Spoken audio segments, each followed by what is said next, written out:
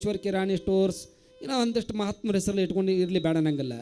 ಮಲ್ಲಿಕಾರ್ಜುನ ಕಿರಾಣಿ ಸ್ಟೋರ್ಸ್ ಹಿಂಗೆಲ್ಲ ಇಟ್ಕೊಂಡಂಗೆ ಇನ್ನೊಬ್ಬ ಆಕೆ ಒಂದು ಅಂಗಡಿ ತೆಗೆದಾಳ, ಏನಂತ ಬ್ಯೂಟಿ ಪಾರ್ಲರ್ ತೆಗೆದಾಳ ಆಕೆ. ಅಲ್ಲಿ ಯಾವ ಹೆಸರು ಇಟ್ಟಾಳ, ಅಕ್ಕ ಮಾದೇವಿ ಬ್ಯೂಟಿ ಪಾರ್ಲರ್ ಅಂತ. ಅಕ್ಕ ಮಾದೇವಿ ಬ್ಯೂಟಿ ಪಾರ್ಲರ್ ನೋಡ್ರಿ. ಇಂತಿಂಥ ಮಹಾತ್ಮರ ಹೆಸರುಗಳನ್ನ ಎಲ್ಲಿ ಹೆಂಗೆ ಇಡಬೇಕು ಅನ್ನೋದು ನಮ್ಮ ಮಂದಿಗೆ ಗೊತ್ತಿಲ್ಲ. ಆದರೆ ಹಿಂಗೆ ನಾನಾ ರೀತಿ ಅಂಗಡಿಗಳನ್ನ ನೋಡ್ಕೊಂಡು ಬಂದಿರಿ. ಇಲ್ಲಿ ಒಬ್ಬ ಬೋರ್ಡ್ ಹಾಕಿದ್ದ, ಏನಂತ, ಮಾತು ಮಾರುವ ಅಂಗಡಿ ಅಂತ ಬೋರ್ಡ್ ಹಾಕಿದ್ದು. ಏನು ಬೋರ್ಡ್ ರೀ, ಮಾತು ಮಾರುವ. ಆ ಮಾತು ಮಾರುವ ಅಂಗಡಿ ಬೋರ್ಡ್ ಹಾಕಿ ಒಳಗಡೆ ಹಿಂಗೆ ಟೇಬಲ್ಲ ಕುರ್ಚಿ ಹಾಕ್ಕೊಂಡು 4 ಹಾಳಿ ಇಟ್ಕೊಂಡು ಕೂತಿದ್ದಾವೆ. ಅವಾಗ ಒಬ್ಬ ಕಾಲೇಜ್ಗೆ ಹೋಗೋ ಹುಡುಗ, ಈ ನಮ್ಮದು ವಯಸ್ಸಿಗೆ ಕಾಲೇಜ್ಗೆ ಹೋಗೋ ಹುಡುಗರಿಗೆ ಒಂದು ಏನಾದರೂ ಹೊಸದು ಕಾಣ್ತು ಅಂತಂದ್ರೆ ಅದನ್ನು ಕೇಳಿ ಅದ್ರ ಬಗ್ಗೆ ತಿಳ್ಕೊಂಡಾಗ ಸಮಾಧಾನ ಆಗೋದು.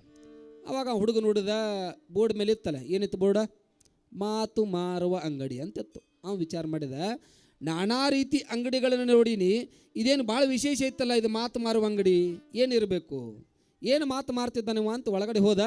ಅವ್ನು ಕೇಳಿದ, ಏನಂತ, ಅಲ್ರಿ ಏನು ಹಿಂಗೆ ಬೋರ್ಡ್ ಹಾಕಿರಲ್ಲ, ಏನು ಮಾರ್ತೀರಿ ನೀವು? ಹೌದು ತಮ್ಮಣ್ಣ, ಮಾತು ಮಾರಕ್ಕೆ ಕೂತೀನಿ ನಾವು. ಏನು ಮಾತು ಮಾರ್ತೀರಿ ನೀವು? ಅವಾಗ ಅವ್ನು ಹೇಳಿದ, ನೋಡ್ತಮ್ಮ ತಾ ಒಂದು 100 ರೂಪಾಯಿ ತಾ, ಸುಮ್ಮನೆ ಮಾತು ಬರ್ಕೊಡ್ತೀನಿ, ಸುಮ್ಮನೆ ತೊಗೊಂಡು ಹೋಗು ಅಂದ.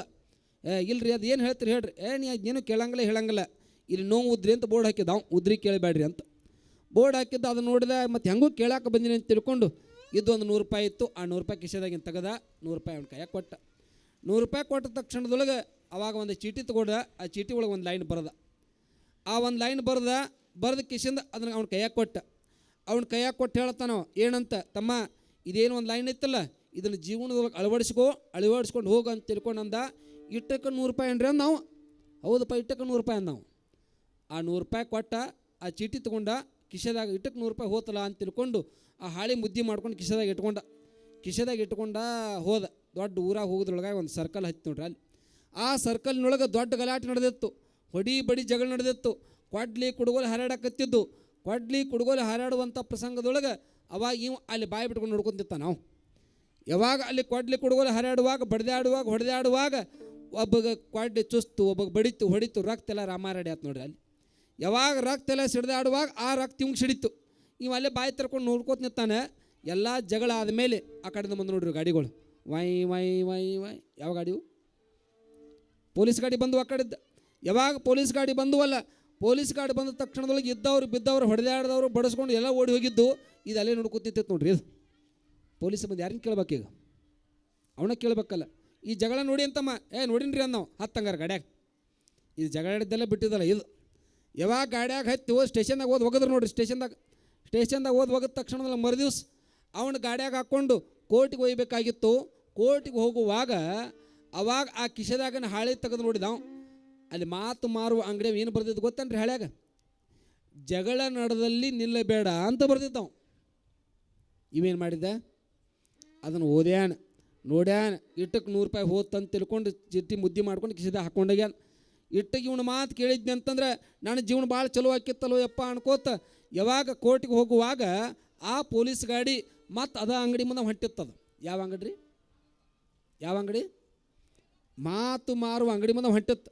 ಅವಾಗ ಆ ಪೊಲೀಸರಿಗೆ ಹೇಳಿದ, ಯಪ್ಪ ಸಾಹೇಬ್ರ ಇವನು ಮಾತು ಕೇಳಿದ್ದ ಅಂತಂದ್ರೆ ನನಗೆ ಈ ಪರಿಸ್ಥಿತಿ ಬರ್ತಿದ್ದಿಲ್ಲ, ಒಂದು 5 ನಿಮಿಷ ಗಾಡಿ ನಿಂದಿರಿಸ್ರಿ ಅಂದ. ಮತ್ತು ಪೊಲೀಸರು ಅವರು ಮನುಷ್ಯರು ನೋಡ್ರಿ ನಮ್ಮಂಗೆ, ಅವರು ಕಣಿಕರು ತೋರಿಸಿ ಗಾಡಿ ನಿಂದಿರಿಸಿದ್ರು. ಅಲ್ಲಿ ಕರ್ಕೊಂಡು ಹೋದರು.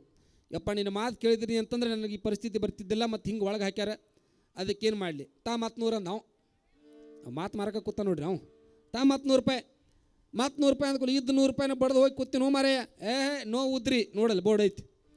ಅವಾಗ ಅವ್ನು ಪೊಲೀಸರಿಗೆ ಹೇಳ್ದ, ಯಪ್ಪ ಸಾಹೇಬ್ರ 100 ರೂಪಾಯಿ ತರ್ರಿ, ನಾ ಬಿಡುಗಡೆ ಆಗಿ ಬಂದ ಮೇಲೆ 100ಕ್ಕೆ 100 ಬಡ್ಡಿ ಹಾಕಿ 1000 ರೂಪಾಯಿ ಕೊಡ್ತೀನಿ, ಒಟ್ಟು ಹೊರಗಡೆ ಬರ್ಬೇಕು 100 ರೂಪಾಯಿ ಕೊಡ್ರಿ ಅಂದ. ಪೊಲೀಸರು ಆಗಲಿ ತೊಗೊಂಬರಿ ಆಯ್ತು 100 ರೂಪಾಯಿ ಕೊಟ್ಟರು. 100 ರೂಪಾಯಿ ಬಡ್ದ. 100 ರೂಪಾಯಿ ತೊಗೊಂಡು ಅವು ಮಾತು ಮರ ಒಂದು ಬರೆದು ಕೊಟ್ಟ. ಏನಂತ, ಅವರೊಂದು ಮಾತಾಡಿದ್ರೆ ನೀವೊಂದು ಮಾತಾಡು. ಇಟ್ಟು ಒಂದು ಹಾಳ್ಯಾಗ ಬರೆದು ಕೊಟ್ಟ. ಹಾಳಿ ತೊಗೊಂಡು ಕೋರ್ಟ್ ಕಟ್ಟಿ ಒಳಗೆ ನಿಂದಿರ್ಸ್ತಾರೆ ನೋಡ್ರಿ, ಚೌಕಂದ್ರೆ ಹಂಗಲ್ಲ. ಅಲ್ಲಿ ನಿಂದಿರ್ಸಿದ ಮೇಲೆ ಒಂದು ಪುಸ್ತಕ ತೊಗೊಂಬಂದು ಹಿಡಿದಿರ್ತಾರೆ.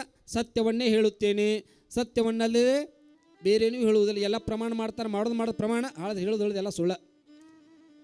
ಯಾವಾಗ ಪ್ರಮಾಣ ಮಾಡಿದ ಮೇಲೆ ಅವಾಗ ಅವ್ನು ಜಡ್ಜ್ ಕೇಳಿದ್ ನೋಡ್ರಿ, ನಿನ್ನ ಹೆಸರು ಹೇಳ್ತಮ್ಮ, ನಿನ್ನ ಹೆಸರು ಏನು ಅಂದ ತಕ್ಷಣದಾಗ ಹಾಳಿ ತೆಗೆದಾಗ ಓದಿದವ. ಅವರೊಂದು ಮಾತಾಡಿದ್ರೆ ನೀವೊಂದು ಮಾತಾಡ, ಚಲೋ ಆಯ್ತು ತಡಿ ಅಂತ ತಿಳ್ಕೊಂಡು ನಿನ್ನ ಹೆಸರು ಏನು ಅಂತ ಅವ್ನು ಕೇಳಾಕತ್ತಾನ. ಇವು ಇಲ್ಲಿ ಕಟ್ಕಡೆಗೆ ನಿಂತ್ಕೊಂಡು ನೀವು ಹೇಳಾಕತ್ತಾನ, ನಾ ಮತ್ತೆ ಸತ್ತ ಭಾಳ ದಿವಸ ಆತ್ರಿ ಅಂದ್ ನೀವು. ಲೇ ತಮ್ಮ ನೀನು ಅತ್ತೆ ಸತ್ತರ ಸಾಯಿಲಿ ಇದ್ದರೆ ಇಲ್ಲಿ ಅಕ್ಕಿ ತಗೊಂಡು ನಾ ಏನು ಮಾಡ್ದೈತೆಪ್ಪ, ನಿನ್ನ ಹೆಸರು ಏನು ಒಂದು ಮಾತು. ಅವಾಗ ಅವಂದ ನನಗೀಗ್ರೆ 4 ಮಂದಿ ಮಕ್ಕಳದಾವ್ರಿ ಅಂದೆವು. ನೀನು 4 ಇರಲಿ 8 ಇರಲಿ ತೊಗೊಂಡು ನಾ ಏನು ಮಾಡಲು, ನಿನ್ನ ಹೆಸರು ಏನು ಅಂತ ಇವು ಮಾತು. ಅವು ಮಾತು ಚಾಲೂ ಮಾಡಿದೆ, ನಾನು ಹೇಳ್ತೀರ ಹೊಲ್ದಾಗ ಕೆಲಸ ಮಾಡೋಕೆ ಹೋಗ್ಯಾಡ್ರಿ ಅಂತೀವ. ಹಿಂಗೆ ಅವರೊಂದು ಮಾತಾಡಿದ್ರೆ ಇವರೊಂದು ಮಾತಾಡೆ, ಯಾವಾಗ ನೀವು ಹೆಂಗೆ ನಗಾಕತ್ತಿರಲ್ಲ ಹಿಂಗೆ ನಗುವಂಗೆ ಅಲ್ಲಿ ಎಲ್ಲರೂ ನಗಾಕತ್ತಿದ್ರು. ಅವಾಗ ಅವ್ನು ಜಡ್ಜ್ ಮ್ಯಾಗ ಒಂದು ಕಟ್ಟಿಗೆ ಸುತ್ತಿಗೆ ಹಿಡಿದಿರ್ತಾನೆ ನೋಡ್ರಿ ಅಲ್ಲಿ. ಆ ಕಟ್ಟಿಗೆ ಸುತ್ತಿ ಹಿಡ್ಕೊಂಡು ಆ ಡೆಸ್ಕಿಗೆ ಬಿಡಾಕತ್ತಿದ್ದವು, ಗಲಾಟೆ ಆಗುವಾಗ ಬಿಡಿತಾರೆ ನೋಡ್ರಿ. Order order order. ಆ ಸುತ್ತಿಗೆ ಇತ್ಕೊಂಡು ನೀವೇನು ಮಾಡಿದ ತನ್ನ ತಲೆ ಬಿಡ್ಕೊಂಡು ನೀವು ಜಡ್ಜ್ ಆರ್ಡ್ರ್ ಆರ್ಡ್ರ್ ಆರ್ಡ್ರ್ ಅಂತ ಹೋದ್ರಾಕೈತೆ ಜಡ್ಜ್. ಎಲ್ಲಿದ್ದು ಹಿಡ್ಕೊಂಡು ಬಂದಿರೋ ಈ ಹುಚ್ಚನ ಮೊದಲು ಹೊರಗೆ ಹಾಕ್ರಿ ಅಂದವು. ಒಂದು ಮಾತು ಹಿರಿಯರು ಹೇಳಿರ್ತಕ್ಕಂಥ ಮಾತುಗಳನ್ನು ಜೀವನದೊಳಗೆ ಕೇಳಬೇಕು. ಜೀವನದೊಳಗೆ ಕೇಳಲಿಲ್ಲ ಅಂತಂದರೆ ಹೆಂಗೆ ಒಳಗಡೆ ಹೋಗಿರ್ತಕ್ಕಂಥ ವ್ಯಕ್ತಿ ಅದೇ ಒಂದು ಮಾತಿನಿಂದ ಹೊರಗಡೆ ಬರುವಂಗಾಗ್ತದೆ. ಅದಕ್ಕಂತ ನೋಡಿ ಹಿರಿಯರ ಮಾತುಗಳನ್ನು ಕೇಳಬೇಕು ಅಂತ. ಹಿರಿಯರ ಮಾತುಗಳನ್ನು ಕೇಳೋದ್ರಿಂದ ನಮ್ಮ ಜೀವನ ಸಾರ್ಥಕ ಆಗ್ತದೆ ಅನ್ನೋ ಕಾರಣಕ್ಕೆ ನಿಮಗೆ ಇನ್ನೊಂದು ಕೊನೆಯದಾಗಿ ಒಂದು ದೃಷ್ಟಾಂತ ಹೇಳಬೇಕು ಅಂತಂದ್ರೆ, ಇಬ್ಬರು ಹುಡುಗಿ ಪ್ರೀತಿಸಿದ್ರು. ಯಾವಾಗ ಲವ್ ಮಾಡಿ ಮದುವೆ ಆಗಬೇಕಂತ ವಿಚಾರ ಮಾಡ್ತಾರೆ. ಇಬ್ಬರು ಮನೆಯೊಳಗೆ ಒಪ್ಪಿಗೆ ಆದ ತಕ್ಷಣದೊಳಗೆ ಆದರೆ ಹುಡುಗಿ ಅಪ್ಪನ ಕಂಡೀಷನ್ ಏನಾಗಿದ್ದು ಅಂತಂದರೆ, ನೋಡಪ್ಪ ನಾ ಏನೋ ಮದುವೆ ಮಾಡಿಕೊಡ್ತೀನಿ, ಕರೆ ಮದುವೆ ಮಾಡೋಕೆ ನಾ ಏನು ಅಡ್ಡಿ ಮಾಡೋದಿಲ್ಲ, ಆದರೆ ನನ್ನ ಒಂದು ಕಂಡೀಷನ್ ಅದ.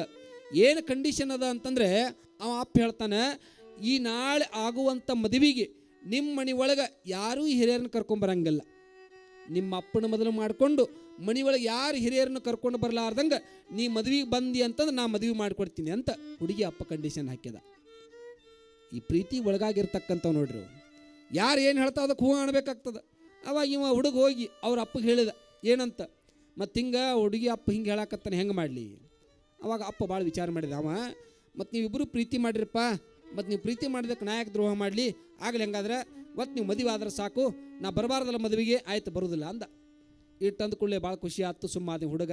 ಇನ್ನು ಎರಡನೇದ್ದು, ಆ ಅಪ್ಪನ ಅಪ್ಪ ಮುದುಕ, ಅವ್ನ ವಯಸ್ಸು 90 ವಯಸ್ಸು. ಆ 90 ವಯಸ್ಸಿನ ಮುದುಕಿನ ಉದ್ದೇಶ ಏನಾಗಿತ್ತು ಅಂತಂದರೆ ಮೊಮ್ಮಗನ ಮದುವೆ ನೋಡಬೇಕು ಅನ್ನುವಂಥದ್ದು ಬಹಳ ದಿವಸ ಆಸೆ ಇಟ್ಕೊಂಡು ಕೂತಿತ್ತು ಆ ಮುದುಕ. ಆ ಮುದುಕಿಗೆ ಹೋಗಿ ಇವ್ ಹೇಳಾಕತ್ತಾನ, ಅಜ್ಜ ನೀ ಏನೋ ಭಾಳ ದಿವಸದಿಂದ ಹೇಳಾಕತ್ತಿದ್ದಿ ಮದುವೆ ಆಗ ಅಂತ ತಿಳ್ಕೊಂಡು, ಆದರೆ ಹೀಗೆ ನಾ ಏನು ಮದುವೆ ಆಗಕತ್ತೀನಿ ಕರೆ, ಆದರೆ ನಮ್ಮ ಹುಡುಗಿ ಅಪ್ಪ ಹಿಂಗೆ ಗಂಟೆ ಬಿದ್ದಾರೆ ಏನು ಮಾಡೋದು. ಅವಾಗ ಅವ ಅಜ್ಜಂದ, ನೋಡಪ್ಪ ನಾ ಇಷ್ಟು ದಿವಸ ಜೀವ ಹಿಡಿದದ್ದ ನಿನ್ನ ಸಂಬಂಧ, ಮತ್ತು ಈಗ ನನಗೆ ಹಿಂಗಂದ್ರೆ ಹೆಂಗೆ ಮಾಡೋದು, ನಾ ಮದುವೆ ನಿನ್ನ ಮದುವೆ ನಾ ನೋಡಾವ, ನಾ ಮದುವೆ ಬರಾವ ಅಂತ ಮುದಕ್ಕೆ ಹಠ ಹಿಡ್ಕೊಂಡು ಕೂತು ನೋಡ್ರಿ. ಯಾವಾಗ ಈ ಅಜ್ಜ ಹಠ ಹಿಡ್ಕೊಂಡು ಕೂತ್ ಕೂಡಲೇ ಮತ್ತು ಇನ್ನೇನು ಮಾಡೋದು, ಅಪ್ಪಗೆ ಹೇಳಿದ ಕೂಡಲೇ ಅಪ್ಪ ಅಂದ, ಮತ್ತು ಹೌದಪ್ಪ ಹಿರಿಯ ಆಸೆ ಐತಿ, ಮತ್ತು ಮುದಕ್ಕೆ ಬರ್ತನಂತಂಥದ್ದು, ಮತ್ತು ಕರ್ಕೊಂಡು ಹೋಗ್ಬೇಕಾಗ್ತದೆ, ಕರ್ಕೊಂಡು ಹೋಗು ಅಂದ. ಇಟ್ಟು ಅಂದ ಕೂಡಲೇ ಇವ್ರ ಮನೆಯವ್ರು ಒಂದು ಪ್ಲ್ಯಾನ್ ಮಾಡಿದ್ರು. ಏನಂತ, ಆ ಬಸ್ನ್ಯಾಗ ಕರ್ಕೊಂಡು ಹೋಗುವಾಗ ಒಂದು ಡಬ್ಬ ಇಟ್ಕೊಂಡು ಹೋಗೋಣ, ಡೆಬ್ಬಿ. ಆ ಡೆಬ್ಬಿ ಒಳಗೆ ಆ ಮುದುಕೊಂಡು ಕುಂದ್ರಸೋನು, ಡೆಬ್ಬಿ ಒಳಗೆ ಕುಂದ್ರಿಸ್ಕೊಂಡು ಲಗ್ನಕ್ಕೆ ಹೋಗೋಣ ಅಂತ ತಿಳ್ಕೊಂಡು ಡೆಬ್ಬಿ ಒಳಗೆ ತೊಗೊಂಡ್ರು. ಒಂದು ಡೆಬ್ಬಿ ಒಳಗೆ ಮುದುಕೊಂಡು ಕುಂದ್ರಿಸಿ ಮ್ಯಾಗ ಡೆಬ್ಬಿ ಮುಚ್ಚಿದ್ರು. ಕಿಸಿಂದಟ್ಟು ಉಸಿರಾಡಕ್ಕೆ ಒಂದಿಷ್ಟು ಗಾಳಿ ಬಿಟ್ಟಂಗೆ ಮಾಡಿ ಕಿಣಕಿ ಮಾಡಿ ಕರ್ಕೊಂಡು ಹೊಂಟು ನೋಡ್ರಿ ಮದ್ವೆ. ಯಾವಾಗ ಗಾಡಿ ಮದ್ವೆಗೆ ಹೋಗುವಾಗ ಒಂದು ಹೊಳಿ ದಾಟಿ ಆ ಕಡೆ, ಈಗ ನಮ್ಮ ಗುಹೇಶ್ವರ ಗಡ್ಡೆ ಐತಲ್ಲ, ಅಂತ ಗುಹೇಶ್ವರ ಗಡ್ಡಿಗೆ ಹೋಗುವಂಥ ಸ್ಥಳದೊಳಗೆ ಮದುವೆ ಮಾಡ್ಬೇಕಂತ ತಿಳ್ಕೊಂಡು ಇಬ್ರಿಗೆ ಮಾತುಕತೆ ಆಗಿತ್ತು. ಅಲ್ಲಿ ಹೋಗುವಾಗ ಒಂದು ನದಿ ದಾಟಿ ಹೋಗಬೇಕಾಗಿತ್ತು. ನದಿ ದಾಟಿ ಹೋಗುವಾಗ ಹೆಣ್ಣಿನ ಗಾಡಿಯವರು ಒಂದು ಕಡೆ ಬಂದರು, ಗಂಡಿನ ಗಾಡಿಯವರು 2 ಗಾಡಿಗಳು ಅಲ್ಲಿ ಹೊಂಟಿದ್ದು. ಹೋಗುವಾಗ ಮತ್ತು ಆ ಹುಡುಗಿ ಅಪ್ಪ ಗಾಡಿ ನಿದ್ರಿಸಿದ. ಯಾರ ಗಾಡಿ? ಹುಡುಗನ ಗಾಡಿ ನಿದ್ರಿಸಿದ. ನೋಡಪ್ಪ ನಿನ್ನ ಗಾಡಿ ಒಳಗೆ ಯಾರೂ ಹಿರಿಯರನ್ನ ಕರ್ಕೊಂಬಂದಿಲ್ಲ, ಹೌದಲ್ಲ? ಇಲ್ಲ ಕರ್ಕೊಂಡು ಬಂದಿಲ್ಲ, ಬೇಕಾದ್ರೆ ಚೆಕ್ ಮಾಡಿರಿ ಅನ್ನೋ. ಚೆಕ್ ಏನು ಮಾಡೋದು ಬೇಡಪ್ಪ, ಮತ್ತು ನಿನ್ನ ಮಾತಿನ ಮೇಲೆ ನಂಬಿಕೆ ಅದ, ಆಗಲಿ ಹಂಗಾದ್ರೆ ಈಗ ಇನ್ನೊಂದು ಕಂಡೀಷನ್ನು ಅನ್ನೋ. ಯಾರು? ಹುಡುಗಿ ಅಪ್ಪ. ಇನ್ನೊಂದು ಕಂಡೀಷನ್ ಅಂದ ಕೂಡಲೇ ಎಲ್ಲದಕ್ಕೂ ತಲೆ ಆಡಿಸಿತ್ತು ಹುಡುಗ. ಒಟ್ಟು ಮದುವೆ ಆದ್ರೆ ಸಾಕಾಗಿತ್ತು. ಇನ್ನೊಂದು ಕಂಡೀಷನ್ ಅಂದ ಕೂಡಲೇ ಅವಾಗ ಏನು ಕಂಡೀಷನ್ ಹೇಳ್ರಿ? ಏನಿಲ್ಲ, ಈಗೇನು ನದಿ ಹರಿಯಾಕತ್ತದಲ್ಲ, ಈ ನದಿ ನೀರು ಎಲ್ಲ ಹಾಲು ಮಾಡಬೇಕು ಅನ್ನೋ. ಏನು ಮಾಡ್ಬೇಕ್ರಿ? ಹಾಲು. ಈ ನದಿ ನೀರು ಕಾಣಲಾರ್ದಂಗೆ ನೀರೆಲ್ಲ ಕಳಿಸಿ ಹಾಲು ಮಾಡಬೇಕು ಅಂದ. ಹಾಲು ಮಾಡಬೇಕು ಅಂದ ಕೂಡಲೇ ಈ ಹುಡುಗ ಅನ್ನಿಸ್ತು, ನೀವೆಲ್ಲೇ ಕನ್ಯಾ ಕೊಡ್ಲಾರ್ದಕ್ಕೆ, ಮದ್ವೆ ಮಾಡಲಾರ್ದಕ್ಕೆ ಇಟ್ಟು ಕಂಡೀಷನ್ಗಳನ್ನ ಹಾಕಕತ್ತಾನೆ. ಈ ನದಿ ಅಂತೂ ಹಾಲು ಮಾಡೋಕೆ ನನಗೆ ಆಗೋದಿಲ್ಲ, ಮದುವೆ ಆಗೋದಿಲ್ಲ, ಇನ್ನೇನು ಬ್ಯಾಡ್ ನಡೀರಪ್ಪ ಅಂತ ತಿಳ್ಕೊಂಡು ಭಾಳಷ್ಟು ವಿಚಾರ ಮಾಡಿ ಹುಡುಗಂದ ಏನಂತ, ಹಾಲು ಹೆಂಗೆ ಮಾಡೋಕ್ಕಾಗ್ತದೆ, ನಮ್ಮಿಂದ ಇದು ಸಾಧ್ಯ ಆಗ್ಲಾರ್ದ ಮಾತು. ಎಲ್ಲ ಹುಡುಗನ ಕಡೆ ಎಲ್ಲರೂ ಕೂಡ ಮಾತಾಡ್ಕೊಂಡ್ರು, ಇದಾಗಲಾರ್ದ ಮಾತಪ್ಪ, ಹೊಳ್ಳಿ ಹೋಗು ನಡ್ರಿ ಅಂತ ತಿಳ್ಕೊಂಡು ಹೊಳ್ಳಿ ಹೊಂಟಿದ್ರು. ಹೋಗುವಾಗ ಆ ಡಬ್ಬಾದೊಳಗೆ ಕೂತ್ಕೊಂಡಿರ್ತಕ್ಕಂಥ ಮುದುಕ ಈ ಎರಡೂ ಮಾತುಕತೆಯನ್ನು ಕೇಳಾಕತ್ತಿದ್ದ. ಆ ಡಬ್ಬಾದೊಳಗೆ ಕೂತ್ಕೊಂಡಿರ್ತಕ್ಕಂಥ ಮುದುಕ ಆ ಡಬ್ಬಿ ಒಳಗೆ ಡಬ್ ಡಬ್ ಅಂತ ಶಬ್ದ ಬಡಾಕತ್ತಿದ್ದ. ಅವ್ನು ಬಡಿಯಾಕತ್ತಿದ್ದ ಒಳಗೆ ಕೂತ್ಕೊಂಡು. ಯಾರು ಬಡಿಯಾಕತ್ತಾರೆ ಏನು ಶಬ್ದ ಅಂತ ತಿಳ್ಕೊಂಡು ಅವ ಹುಡುಗ ಹೋಗಿ ಯಾಕಜ್ಜ ಹೀಗೆ ಯಾಕೆ ಬಡಿಯಾಕತ್ತಿ ಅಂತ ಡಬ್ಬಿ ಓಪನ್ ಮಾಡಿದ. ಡಬ್ಬಿ ಓಪನ್ ಮಾಡಿ ಅಜ್ಜಿ ಕೇಳಿದ, ಯಾಕ್ರೋ ಹೊಳೆ ಹೊಂಟ್ರಲ್ಲ ಏನಾಯ್ತು? ಏನಿಲ್ಲ ಅಜ್ಜ, ಮತ್ತು ಈ ನದಿ ನೀರೆಲ್ಲ ಹಾಲು ಮಾಡ್ಬೇಕಂತ ಹೆಂಗೆ ಸಾಧ್ಯ ಆಗ್ತದೆ? ಅವಾಗ ಅಜ್ಜಿ ಹೇಳಿದ, ಹುಚ್ಚ, ಅವ ಹಂಗೆ ಪ್ರಶ್ನೆ ಮಾಡಿದ್ದಕ್ಕೆ ನೀವು ಇಟ್ಟಕ್ಕೆ ಹೊಳೆ ಹೊಂಟ್ರಿ ಅಂದ್ರೆ ಇದು ಕ್ಷಣತನ ಅಂತಾರಣ. ಮದುವೆ ಆಗಕ್ಕೆ ಬಂದಿ ಹೌದಿಲ್ಲ? ಹೌದಜ್ಜ, ಮದುವೆ ಆಗಕ್ಕೆ ಬಂದೀನಿ. ಅವ್ನು ಹೇಳು, ನಾ ಏನೋ ಈ ಹಾಲುಗಳನ್ನು ತಯಾರು ಮಾಡ್ತೀನಿ, ನೀ ಹಾಲು ನಾ ಇಲ್ಲಿ ಹಾಕ್ತೀನಿ ಕರೆ, ಆದ್ರೆ ಅವ್ರಿಗೆ ಹೇಳು ಈ ಮೊದಲು ನದಿ ನೀರು ಎಲ್ಲ ಖಾಲಿ ಮಾಡಿ ಕೊಡ್ರಿ, ಆಮೇಲೆ ನಾ ಹಾಲು ಹಾಕ್ತಾನೆ ಅಂತ ತಿಳ್ಕೊಂಡು ಹೇಳು, ಆಗ ತಾರಿಗೆ ಬರ್ತಾರೆ ಅಂದ ಅಜ್ಜ.